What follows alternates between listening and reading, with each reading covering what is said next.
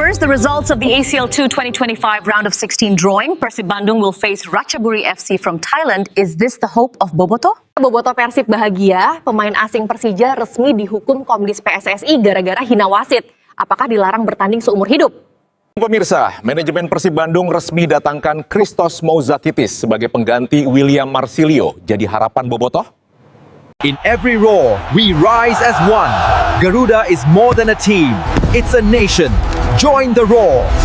Yuk, buat kamu semua yang ngaku fans Timnas Indonesia sejati, wajib banget subscribe channel ini dulu ya.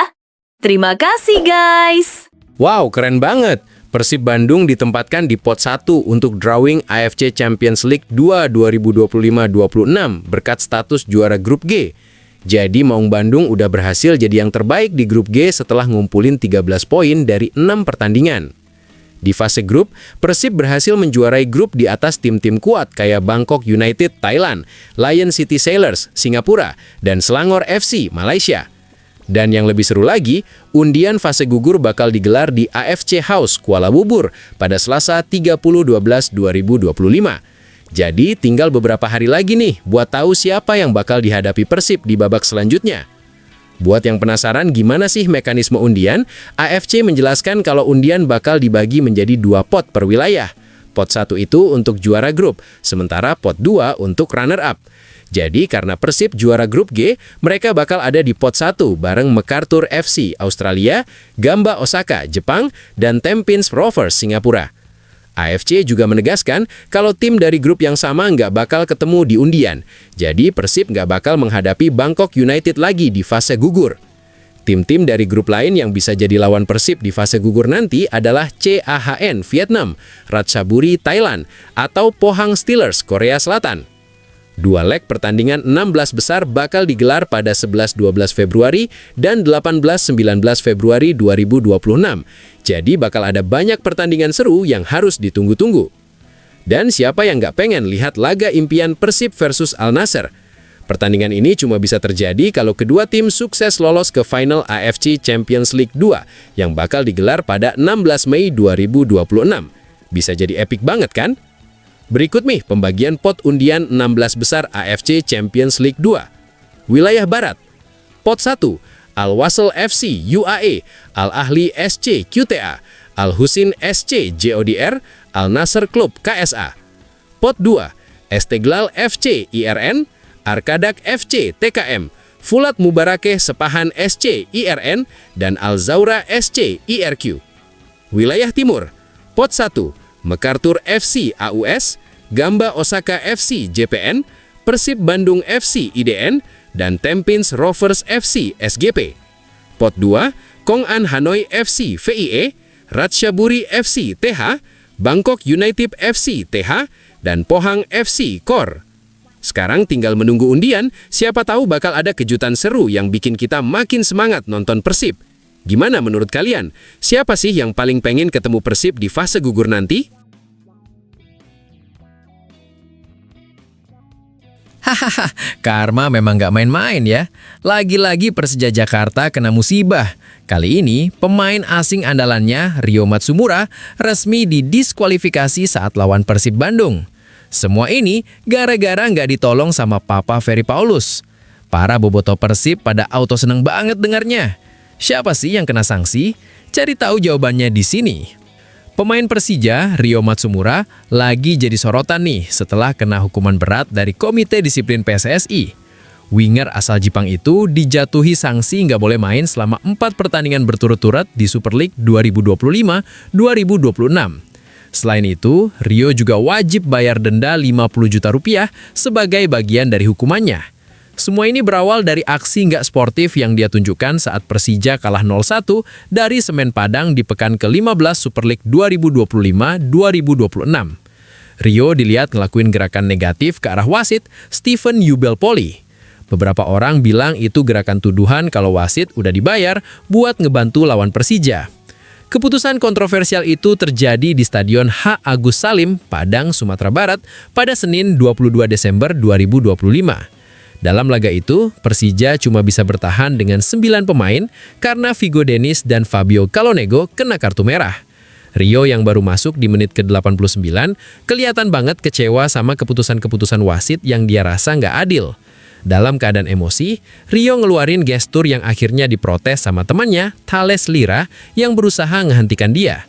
Sayangnya kejadian itu ke-record video dan langsung viral, akhirnya bikin Matsumura kena hukuman berat dari Komdis PSSI. Ngomongin soal ini, manajer Persija, Ardi Cahyoko, sih ngaku nggak bisa menampik keputusan Komdis PSSI, tapi dia milih buat nggak banyak komentar soal hukuman itu. Yang saya tahu seperti itu, kata Ardi sambil minta publik nunggu aja rilis resmi dari Komdis PSSI. Kita lihat aja nanti beritanya setelah dirilis, tambahnya ke media. Karena hukuman ini, Rio Matsumura harus absen 4 pertandingan Persija ke depan, termasuk lawan Persijap Jepara, Persib Bandung, Madura United, dan Persita Tangerang. Tapi dia masih bisa main di pertandingan tunda lawan Bhayangkara FC yang bakal dihelat di SUGBK, Senayan, Jakarta pada Senin 29 Desember 2025. Itu adalah laga tunda pekan ke-8 Super League 2025-2026. Menariknya, pertandingan melawan Semen Padang itu jadi debut pertama Rio Matsumura bareng Persija di musim ini. Sebelumnya dia harus absen lama karena cedera sebelum kompetisi dimulai. Menurut kalian gimana nih soal hukuman yang diterima Rio Matsumura? Apakah keputusan Komdis PSSI udah adil? Kasih komentar kalian di bawah yuk. Persib Bandung, salah satu klub terbesar di Indonesia, tengah menghadapi perubahan besar di lini tengah mereka setelah memutuskan untuk mengeluarkan William Marsilio dari skuad. Keputusan ini dibuat setelah Marsilio kalah saing dengan Tom Hay dalam perebutan tempat di starting 11. Kini, pelatih Persib, Boyan Hodak, membutuhkan seorang pemain yang bisa menggantikan peran Marsilio dan memberikan kontribusi maksimal. Salah satu nama yang muncul sebagai kandidat kuat adalah Christos Mouzakitis, gelandang asal Yunani yang saat ini memperkuat Olympiakos. Musim ini, Christos Mouzakitis tampil impresif bersama Olympiakos di Liga Super Yunani. Pemain 24 tahun ini telah menunjukkan kontribusi signifikan di lini tengah, baik dalam penguasaan bola maupun dalam distribusi umpan. Dalam 18 pertandingan yang ia mainkan di musim 2023-2024, Mouzakitis mencatatkan 2 gol dan 3 assist, menunjukkan kemampuannya dalam menyerang maupun bertahan. Selain itu, Mouzakitis memiliki rataan 85% akurasi umpan yang menonjol di kompetisi domestik Yunani, menjadikannya pilihan ideal untuk memperkuat lini tengah Persib yang tengah berusaha mencari pengganti yang seimbang di kedua aspek permainan. Salah satu keunggulan terbesar Mouzakitis adalah kemampuannya dalam bertahan. Dalam statistik, ia rata-rata mencatatkan 3,1 tackle dan 2,4 intercept per pertandingan. Ini menunjukkan bahwa ia memiliki kemampuan untuk menghentikan serangan lawan, sebuah atribut yang sangat dibutuhkan oleh Persib, terutama dalam menjaga kestabilan lini tengah dan bertahan dari serangan balik tim lawan.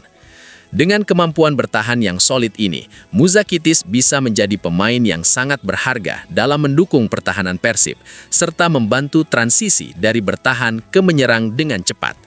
Mouzakitis dikenal dengan kecepatan dan daya jelajah lapangan yang luar biasa.